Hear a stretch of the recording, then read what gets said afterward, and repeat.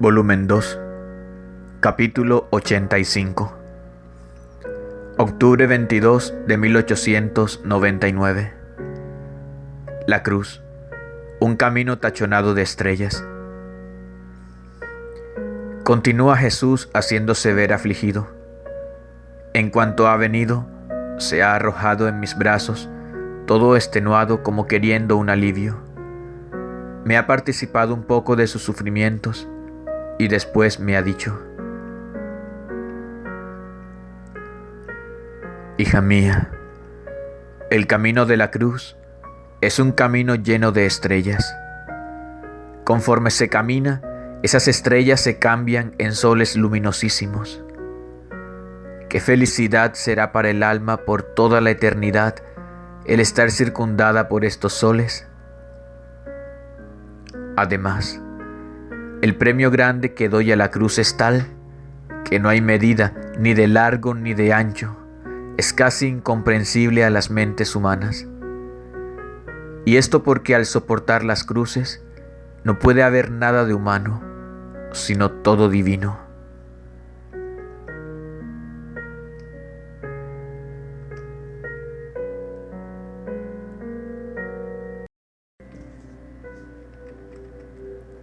Volumen 4, capítulo 23. Octubre 22 de 1900. Dudas de Luisa acerca de las cosas que le suceden. Ella quiere saber si son de Dios o del demonio. La obediencia no tiene razón humana, su razón es divina. Esta mañana me encontraba toda oprimida y con temor de que no fuera Jesús bendito el que obraba en mí, sino el demonio. Pero a pesar de esto no me sabía contener en buscarlo y desearlo. Y en cuanto se ha dignado venir, me ha dicho: ¿qué es lo que asegura que sale el sol, sino la luz que pone en fuga las tinieblas nocturnas y el calor que expande en la misma luz? Si se dijera que ha salido el sol y sin embargo se ve más densa la oscuridad de la noche y no se siente ningún calor, ¿qué dirías tú?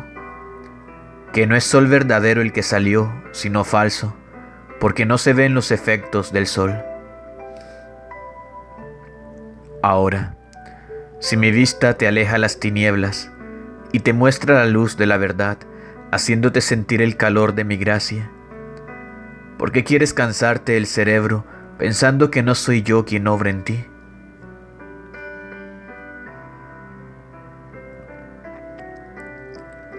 Agrego, porque así quiere la obediencia, que el otro día estaba pensando que si de verdad suceden tantos castigos que he escrito en estos cuadernos, ¿quién tendrá corazón de ser espectador? Y el bendito Señor con claridad me hizo comprender que algunos se realizarán mientras esté todavía sobre la tierra, otros después de mi muerte, y algunos otros serán disminuidos en parte.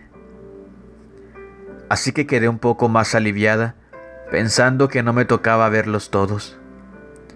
He aquí satisfecha la señora obediencia, que había empezado a fruñir el ceño, a dar lamentos y a regañar. Parece que esta bendita señora no quiere en ningún modo adaptarse a la razón humana, no quiere investirse de ninguna circunstancia, más bien parece que no tiene razón, y en verdad es un martirio tener que ver con alguien que no tiene razón, porque para poder estar un poco bien es necesario perder la propia razón, porque la señorita se va jactando: yo no tengo ninguna razón humana, por eso no sé adaptarme a la manera humana. Mi razón es divina, y quien quiera vivir en paz conmigo, es absolutamente necesario que pierda la suya para hacer adquisición de la mía. Así es como razona la señorita. ¿Qué se puede decir? Es mejor callar, porque al derecho o al revés siempre quiere la razón, y se gloría de negártela siempre.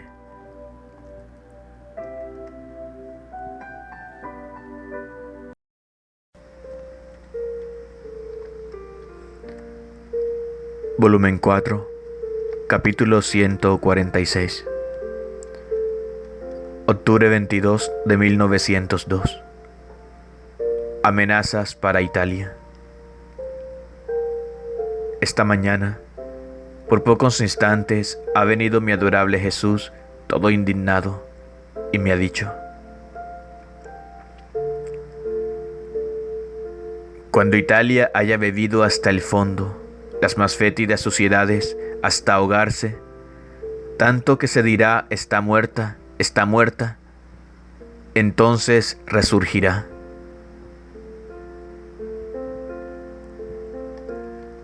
Después, estando más calmado, ha agregado: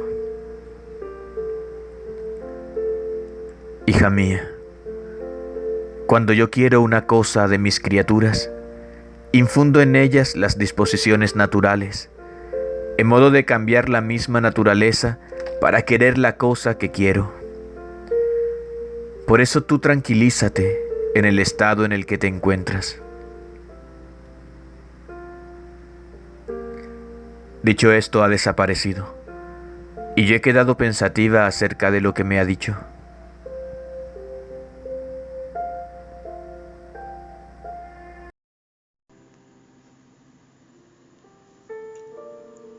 Volumen 20, capítulo 14.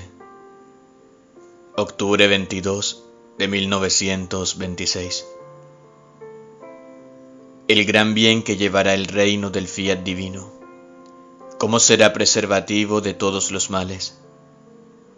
Así como la Virgen, mientras no hizo ningún milagro, hizo el gran milagro de dar un Dios a las criaturas, así será quien debe hacer conocer el reino, hará el gran milagro de dar una voluntad divina.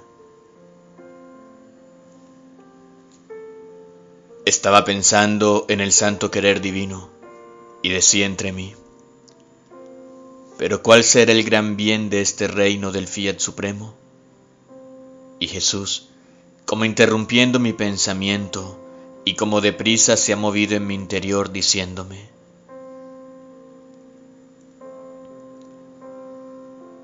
hija mía, ¿cuál será el gran bien? ¿Cuál será el gran bien? El reino de mi fiat encerrará todos los bienes, todos los milagros, los portentos más estrepitosos, más bien los sobrepasará a todos juntos. Y si milagro significa dar la vista a un ciego, enderezar a un cojo, sanar a un enfermo, resucitar a un muerto, etc., el reino de mi voluntad tendrá el alimento preservativo, y cualquiera que entrará en él, no habrá ningún peligro de que pueda permanecer ciego, cojo y enfermo. La muerte en el alma no tendrá más poder, y si lo tendrá sobre el cuerpo, no será muerte, sino paso. Y faltando el alimento de la culpa y la voluntad humana degradada, que produce la corrupción en los cuerpos, y estando el alimento preservativo de mi voluntad, tampoco los cuerpos estarán sujetos a descomponerse y a corromperse tan horriblemente, de infundir temor aun a los más fuertes, como es ahora, sino que quedarán compuestos en sus sepulcros, esperando el día de la resurrección de todos. Entonces, ¿qué crees tú que sea más milagro? ¿Dar la vista a un pobre ciego, enderezar un cojo, sanar un enfermo, o bien tener un medio preservativo para que el ojo no pierda jamás su vista, que se camine siempre derecho, que se esté siempre sano? Creo que sea más el milagro preservativo que el milagro después de sucedida la desventura. Esta es la gran diferencia del reino de la redención y del reino del fiat supremo. En el primero fue milagro para los pobres desventurados, como lo es todavía ahora que yacen, quien en una desventura y quien en otra.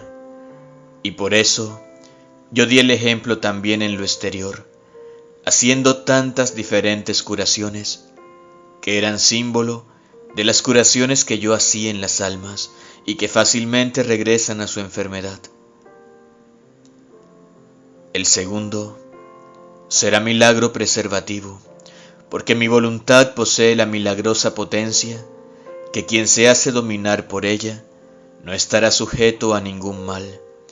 Por lo tanto, no tendrá ninguna necesidad de hacer milagros, porque los conservará siempre sanos, santos y bellos, dignos de aquella belleza que salió de nuestras manos creadoras al crear a la criatura.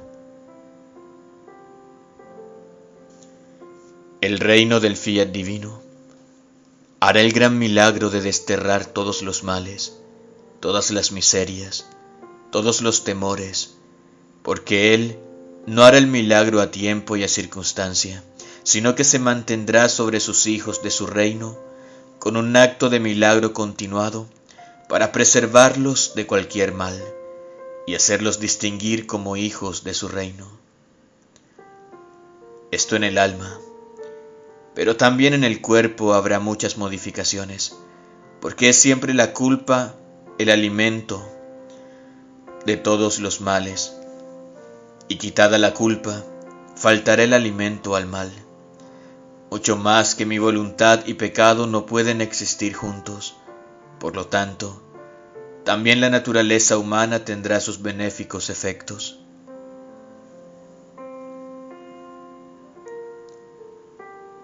Ahora, hija mía, debiendo preparar el gran milagro del reino del fiat supremo, estoy haciendo contigo, como hija primogénita de mi voluntad, como hice con la soberana reina, mamá mía, cuando preparé el reino de la redención.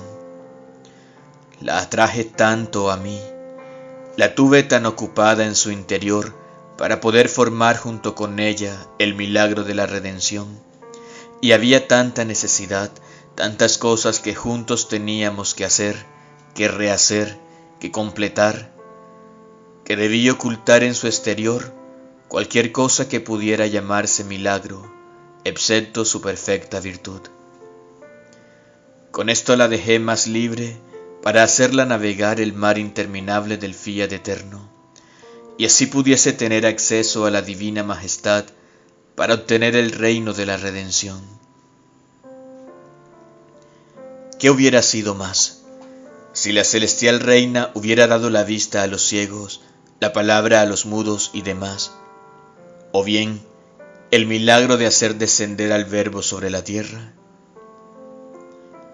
Los primeros hubieran sido milagros accidentales, pasajeros e individuales.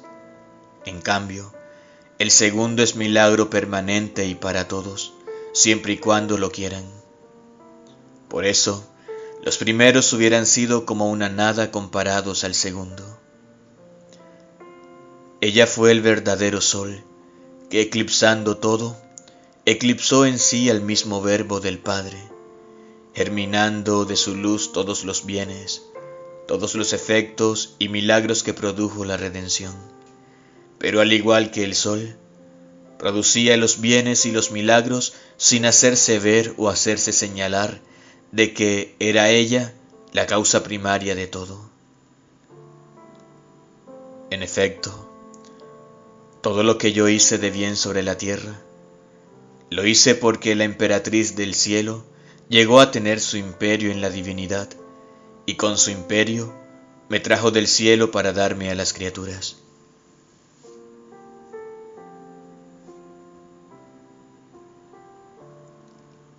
Ahora, así estoy haciendo contigo para preparar el reino del fiat supremo.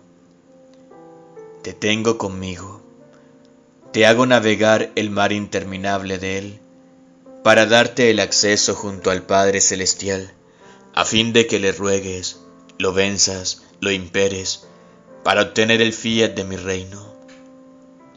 Y para cumplir y consumar en ti toda la fuerza milagrosa que se necesita para un reino tan santo, te tengo continuamente ocupada en tu interior en el trabajo de mi reino.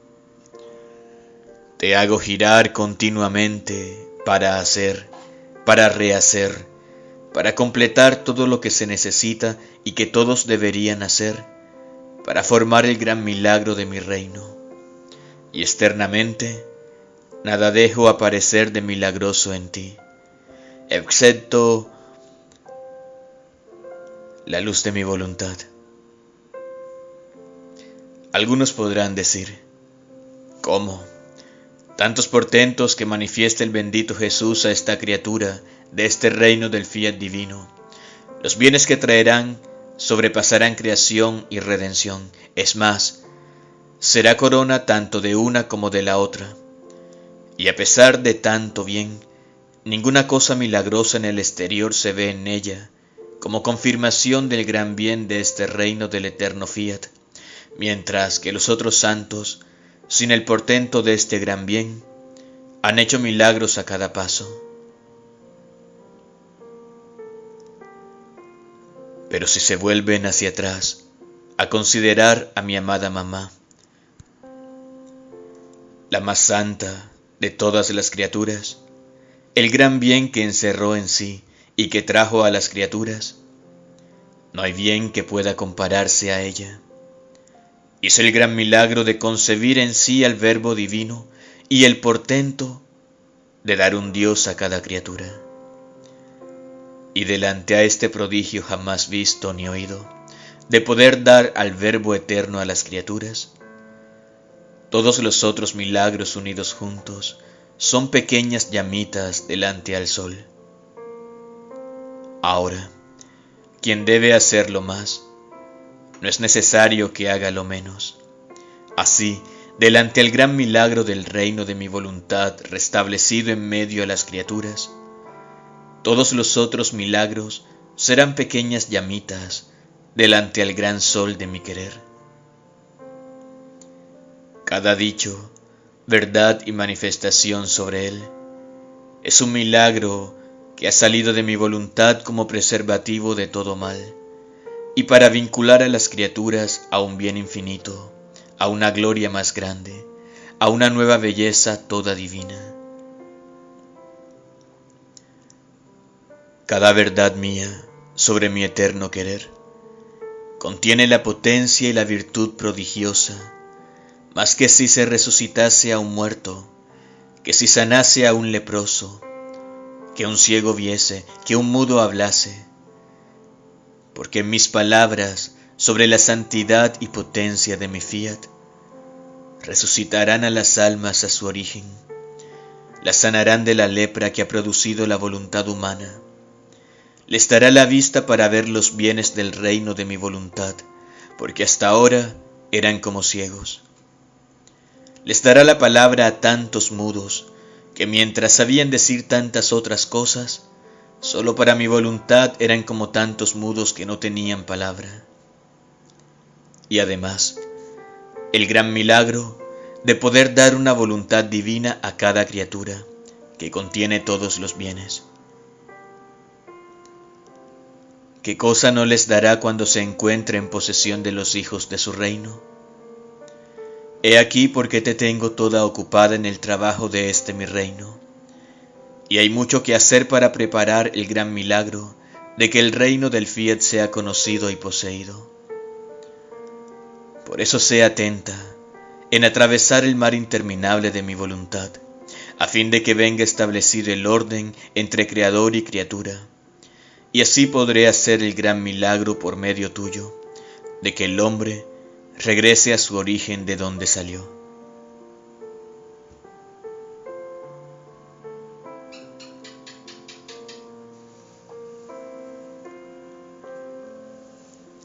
Después yo estaba pensando en lo que está escrito arriba, especialmente en que cada palabra y manifestación sobre la suprema voluntad es un milagro salido de ella. Y Jesús, para confirmarme lo que me había dicho, ha agregado: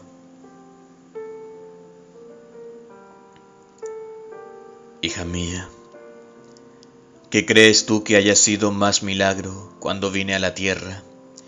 ¿Mi palabra, el evangelio que anuncié? ¿O bien que di la vida a los muertos, la vista a los ciegos, el oído a los sordos, etc.? Ah, hija mía, fue más grande milagro mi palabra, mi evangelio, Mucho más que los mismos milagros salieron de mi palabra. La base, la sustancia de todos los milagros salió de mi palabra creadora.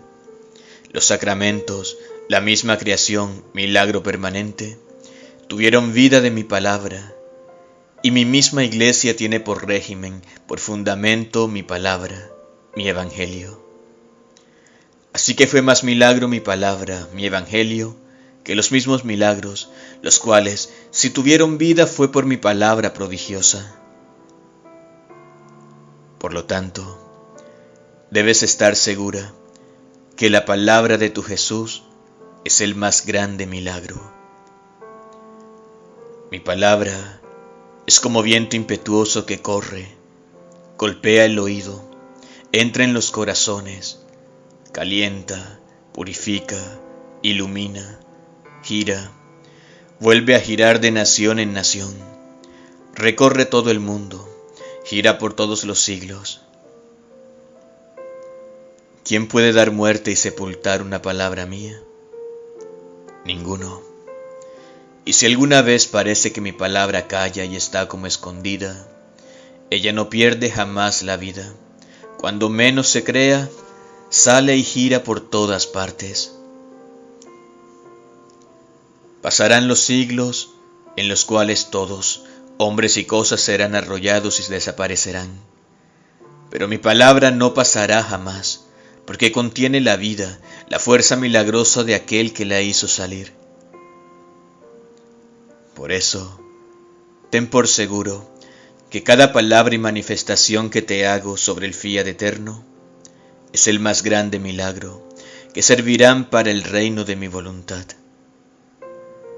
He aquí por qué tanto te incito y tanto me interesa que ni siquiera una palabra mía no sea manifestada y escrita por ti, porque me veo regresar un milagro mío que tanto bien llevará a los hijos del fiat supremo.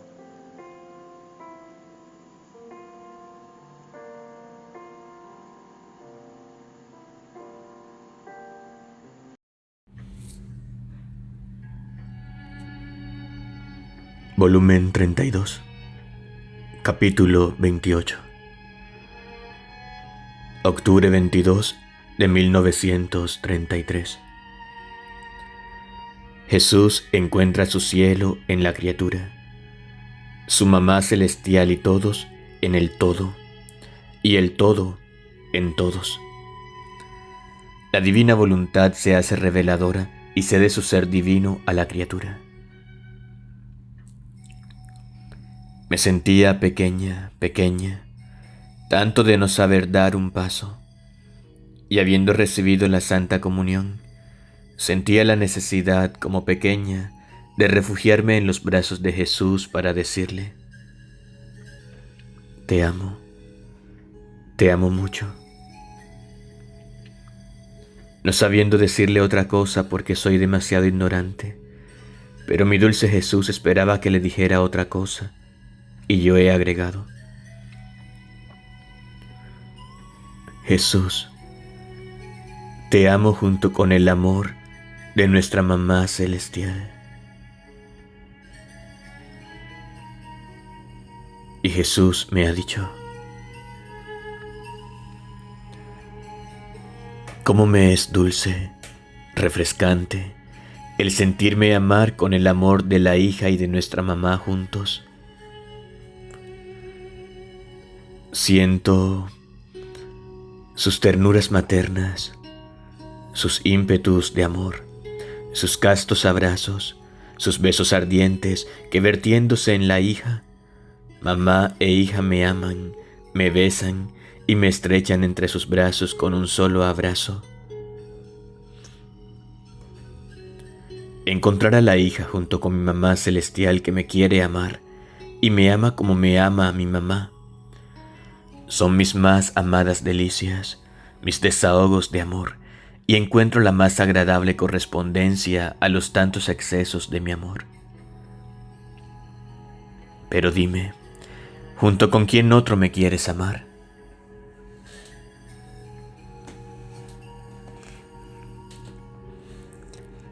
Y ha hecho silencio, esperando que yo le dijera con quién otro lo quisiera amar. Y yo, un poco cohibida, he agregado: mi divino Jesús, quiero amarte junto con el Padre y con el Espíritu Santo. Pero parecía que no estaba contento aún, y yo: quiero amarte junto con todos los ángeles y santos. Y él: ¿y con quién otro? Y yo le dije: con todos los viadores y hasta la última criatura que exista sobre la tierra, quiero llevarte a todos y a todo, hasta el cielo, el sol, el viento, el mar, para amarte junto con todos.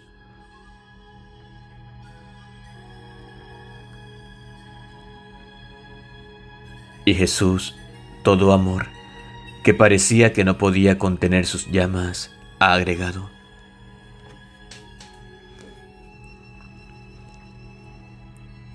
hija mía, he aquí mi cielo en la criatura, la Trinidad sacrosanta que cede su amor para amarme junto con ella, los ángeles y santos que hacen competencia en ceder su amor para amarme junto con ella.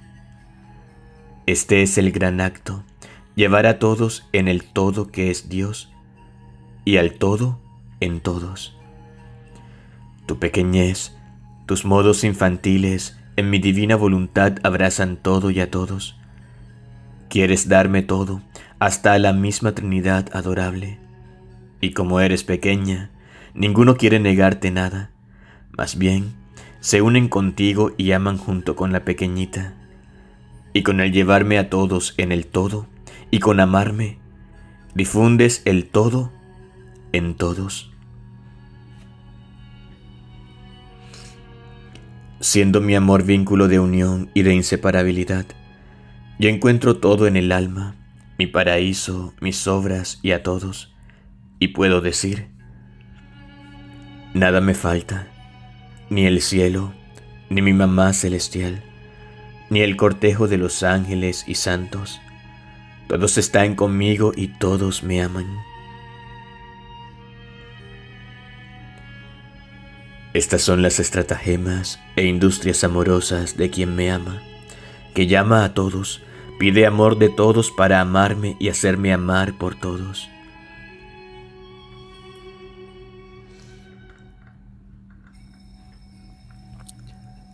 Después de esto, continuaba pensando en el querer divino, y mi dulce Jesús ha agregado: hija mía bendita, quien posee mi voluntad como vida, siente en sí el movimiento divino. Dios se mueve en el cielo y ella siente su movimiento. Nuestro movimiento es obra, es paso, es palabra, es todo. Y como nuestra voluntad es una con la que posee la criatura, se siente correr dentro de sí el movimiento con el cual Dios se mueve. Por lo tanto, la obra, el paso, la palabra divina, mi misma voluntad, lo que hacen en nosotros, hacen en la criatura, de modo que siente dentro de sí no solo la vida, sino la nobleza y el modo de aquel que la ha creado. Así que no siente la necesidad de pedirlo, porque se siente poseedora. Nuestra voluntad la ocupa tanto que le da su amor para hacerse amar, su palabra para hacerla hablar, su movimiento para hacerla mover y obrar. Y oh, cómo es fácil que sepa lo que quiere de ella. No hay secretos ni cortinas para quien vive en nuestra voluntad, sino que todo está develado. Podemos decir que no nos podemos esconder de ella, porque nuestra misma voluntad nos devela. ¿Quién puede esconderse de sí misma, de no saber sus secretos y lo que quiere hacer? Ninguno. De los otros se puede esconder, pero de sí misma le será imposible. Tal es nuestra voluntad.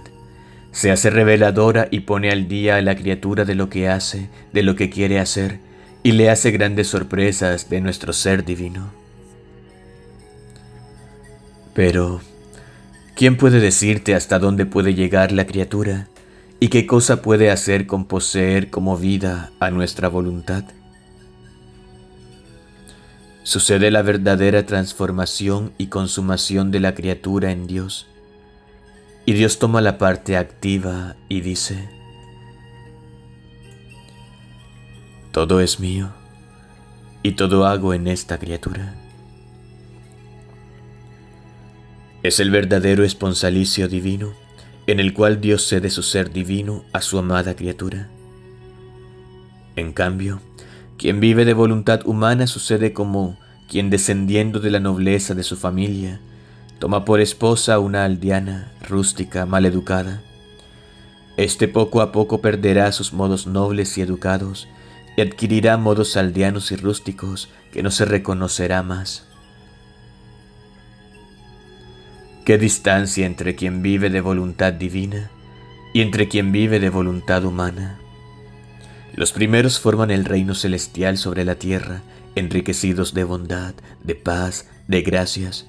Se pueden llamar la parte noble. Los segundos forman el reino de las revoluciones, de las discordias, de los vicios que no tienen paz y no saben dar paz.